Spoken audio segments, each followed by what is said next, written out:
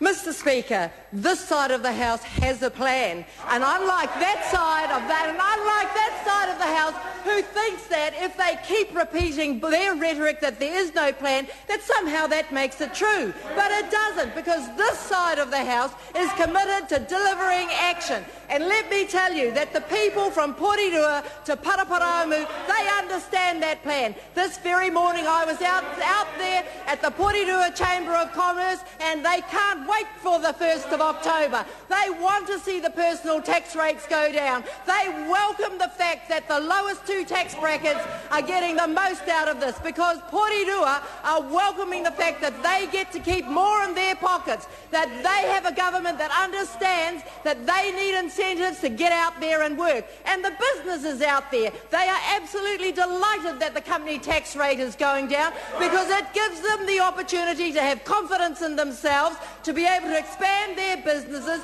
to be able to employ people. And let me tell you another thing.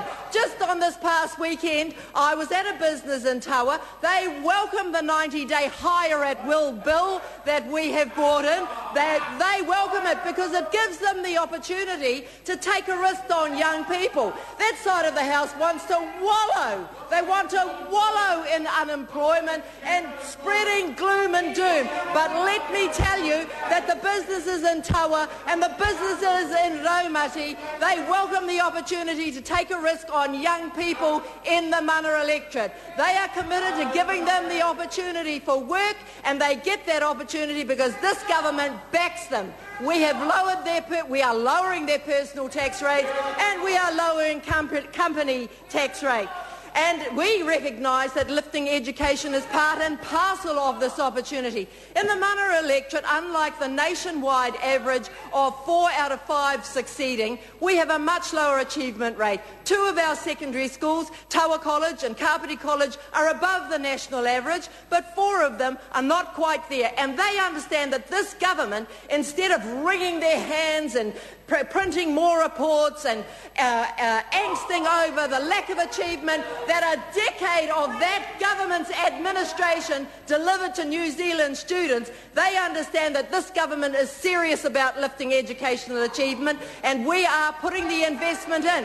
From early childhood, with 91.8 million announced in the budget, because we recognise that the participation rates for Māori and Pacific Island students have to be lifted.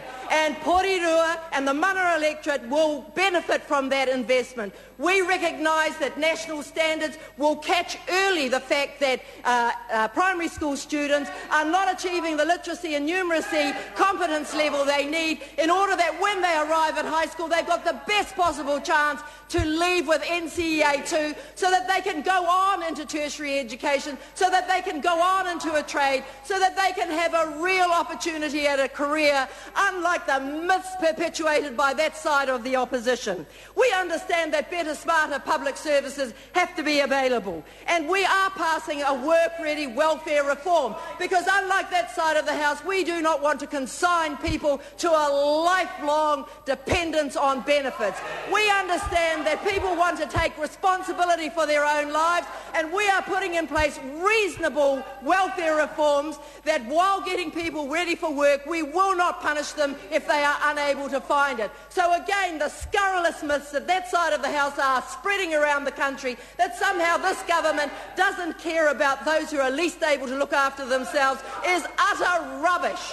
We understand that boosting infrastructure is part of our plan to get this country onto a long-term sustainable future. We've just heard the Minister talk about the significant investment we're making in roading, and we welcome that a decision was made about Transmission Gully. Another example of that side of the House wringing their hands and saying, oh my goodness, we need another 20 years of report. This government was in government for something like 9 months. We made a decision, we allocated the money, and plans are roaring ahead. We understand that broadband is the platform by which not only education but the economy soups into the 21st century, and the people of Mana welcome that as well. We understand that cutting red tape and regulation is going to facilitate businesses to grow their companies. We understand that, and we have put in place reviews to ensure that the complicated red tape, the bureaucracy that that side of the House absolutely adored is unnecessary. The people of Mana deserve better. Order. The member's time. Mr. Speaker.